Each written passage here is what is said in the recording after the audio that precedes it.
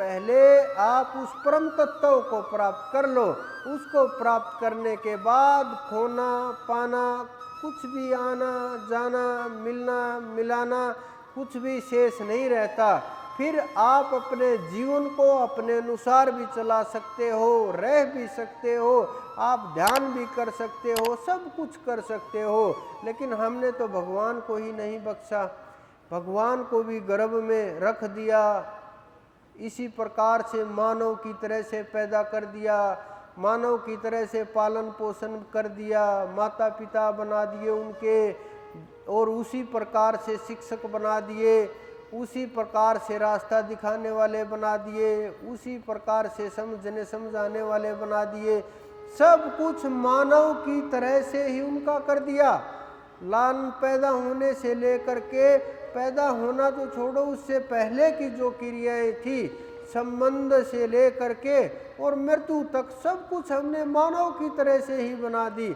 उनको क्या आवश्यकता है किसी भी प्रकार से शादी करने की, कुछ और करने की, भोग विलास में पड़ने की, विषय वासनाओं में उलझने की और संसारी कर्म करने की? अरे वो तो अलग ही ताकत है, वो तो वो तेज सत्ता है, वो तो वो परम सत्ता है, वहाँ रहते हुए भी सब कुछ कर सकती है। आप ये समझो, अगर वो वहाँ रहते हुए कुछ नहीं कर सकते तो यहाँ रहते हुए भी वो कुछ नहीं कर पाएंगे। लेकिन हमारी समझ अलग है। हम थोड़ा, हो सकता है आपको ये चीज़ें बुरी लगती हों, अच्छी ना लगती हों, लेकिन मेरे गुरु ने मुझे यही सिखाया है और मैं अपने गुरु के दिखाए मार्ग पर ही चलता हूँ। उनसे बाहर ना कभी जाता, ना बाहर जाने की सोचता, ना बाहर जाने का विचार पैदा होता, न और ना ही मेरे हिसाब से वो बाहर मुझे जाने देंगे, क्योंकि मेरे ऊपर उनका अधिकार है। गुरु के जो गुरु होता है ना, वो परमात्मा द्वारा भेजा गया मार्ग का भेदी होता है और जीवों के ऊपर उसका अधिकार होता है।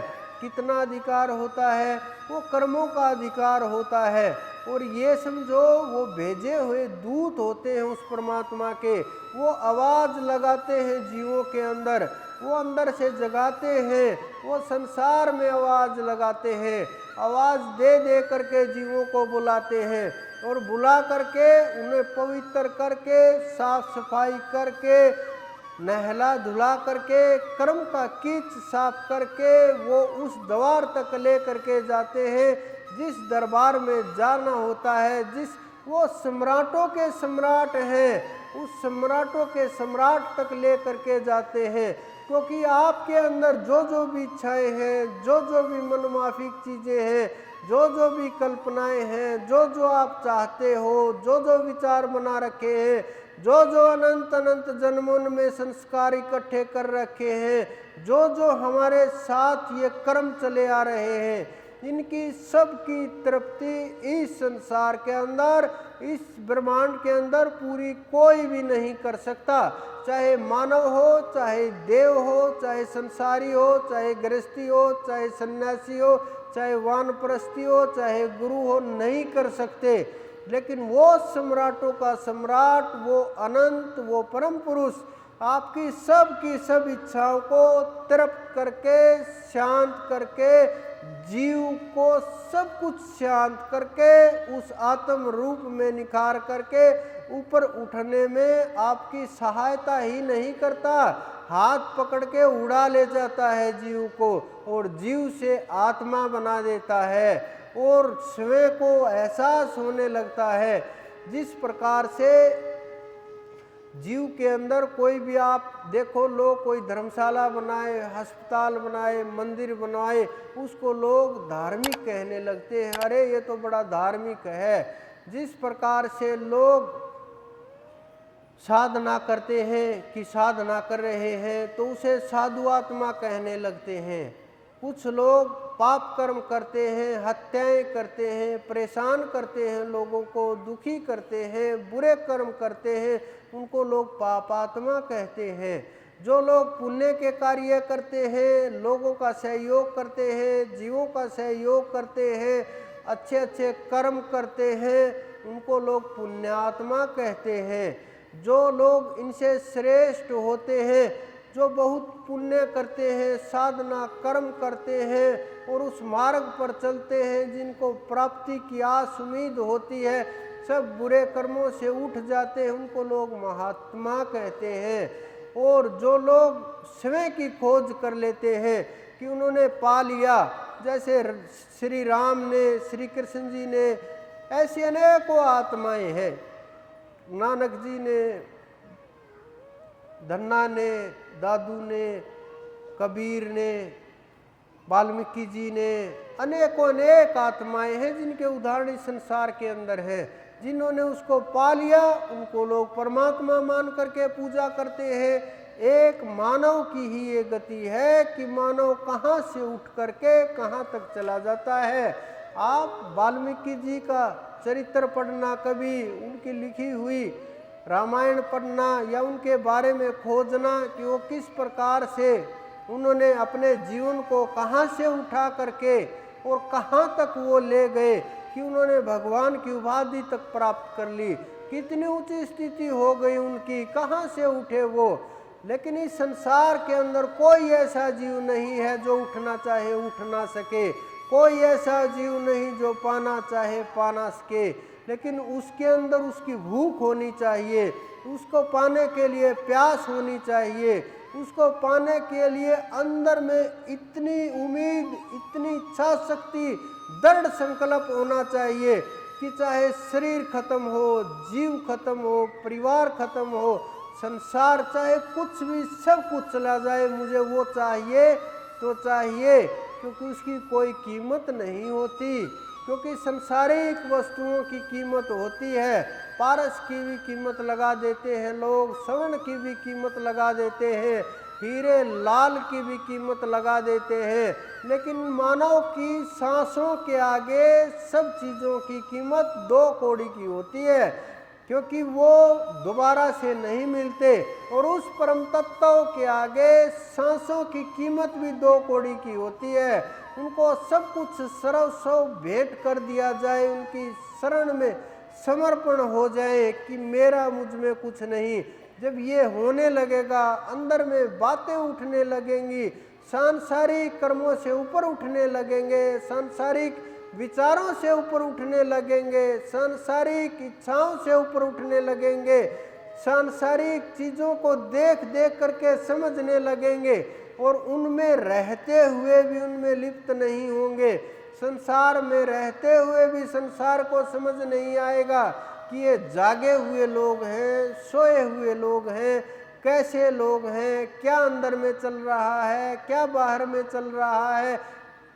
अगर आप कहीं बाहर जा करके माला फेरोगे तो पता चल जाएगा कि ये कोई साधक होगा, माला फेर रहा है। अगर आप चौकड़ी मार करके बैठोगे, ध्यान लगाओगे, ये पता चल जाएगा कि ये साधना कर रहा होगा। दीपक लगा करके ध्यान करोगे, पता चल जाएगा। आरती करके ध्यान करोगे, पता चल जाएगा कि कोई भगत होंगे, ध्यान चल रहा है, बड़े उच्च कोटि के साधक होंगे। लेकिन अंदर में जो ध्यान चल रहा है, जो वो धार चल रही है सांसों के साथ जुड़ करके, जिसको स्वयं का भी इतना भी ध्यान नहीं, कब से शुरू किया था, कितने वर्ष हो गए इस धार को चलते हुए, एक पल के लिए भी ये सांस नहीं रुका। और इस सांस के साथ पता नहीं अनगिनत नाम हमने रट दिए और साधना इतनी परिपक्व हो गई, शब्द में इतनी ताकत हो गई, शब्द को याद करते ही रूप अपने आप खड़ा हो जाता है। ये इतना ताकतवर हो जाएगा। आप उदाहरण के लिए इस प्रकार समझो, जैसे किसी को कोई देव दिखाई देता है, कोई पितर दिखाई देता है, किसी को प्रेत भूत दिखाई देता है, तो वो और किसी को दिखाई नहीं देगा, जिसको दिखाई देता उसी को दिखाई देगा। और ये बोलेगा यहाँ खड़ा है, वहाँ खड़ा है, ये रहा, वो कर रहा है, वो कर रहा है। जिसके पास आंखें होंगी वो देख करके बता देगा कि ये झूठ बोल रहा है या सच बोल रहा है, लेकिन साधारण लोगों को ये दिखाई नहीं देगा। उसी प्रकार से ये साधना है। जब आप साधना करोगे, अंदर में उतरोगे, श्वासों के ऊपर पकड़ होगी और अंदर में गहराई तक जाओगे, आत्मा में प्रवेश होगा, जीव से आत्मा तक जो चढ़ाई होगी, अगर आपने स्वयं को प्राप्त कर लिया, आत्मा जाग गई, कोई नहीं बता सकेगा इस ब्रह्मांड के अंदर, इस संसार के अंदर। लेकिन देवों को ये एहसास होगा कि कोई आत्मा है, बड़ी चढ़ाई की हुई है, क्योंकि वो बचने लगेंगे, धीरे धीरे दूर होने लगेंगे, क्योंकि सारी देवों की जो शक्तियाँ वो शरीर से निकल जाएंगी। अलग अलग प्रकार से सारे देव अपना अधिकार उठा देंगे अपने शरीर के ऊपर से, कि तुम्हारे ऊपर अब अधिकार देवों का नहीं रहा, उस परम चेतना का अधिकार हो गया, उस परमात्मा का अधिकार हो गया। तब फाइल आपकी धर्मराज यमराज के पास नहीं होगी, स्वर्ग के देवता के पास नहीं होगी, वो फाइल चली जाएगी उस परम तत्व के पास, उस परम चेतना के पास। आपका सीधा संबंध उसी के साथ होगा, कर्म का खेल भी उसी के साथ होगा, अच्छा बुरा भी उसी के अनुसार होगा, आपका जीवन भी उसी के अनुसार चलेगा, आपका सब कुछ उसी के अनुसार चलेगा, आपकी सांसें भी उसी के अनुसार चलेंगी, आपकी भक्ति भी उसी के अनुसार चलेगी, आपका ज्ञान भी उसी के अनुसार चलेगा, आपका संसार भी उसी के अनुसार चलेगा। आप उससे तनिक भी बाहर नहीं जा सकते, चाह करके भी बाहर नहीं जा सकते। जिस प्रकार से जेल के अंदर बंद कर दिया गया कैदी, जेल सुप्रीडेंट से बाहर नहीं जा सकता, एक एक क्रिया का ध्यान रहेगा, एक एक पकड़ रहेगी। अगर वो जेल से बाहर कर दिया जाए कि उस जेल से बाहर हो गया, फिर उसका कोई अधिकार ही नहीं रहेगा, वो आपका कुछ नहीं कर सकता, आपका कुछ भी नहीं बिगाड़ सकता, आपको चाहे कुछ भी करते रहो, कैसे भी रहते रहो, जब तक उसके अधिकार क्षेत्र में नहीं आएगा तब तक आपकी तरफ वो देख भी नहीं पाएगा। उसी प्रकार से काल और माया का ये जाल है, ये संसार का जो जाल है, इससे एक बार अगर आप निकल गए, अगर इस जाल को तोड़ करके इससे ऊपर उठ गए तो धर्मराज से फाइल निकाल ली जाएगी और उसके पास कोई रिकॉर्ड नहीं बचेगा। कुछ करो कुछ नहीं करो, सजा का अधिकार नहीं होगा, कुछ भी नहीं बिगाड़ पाएगा। लेकिन हम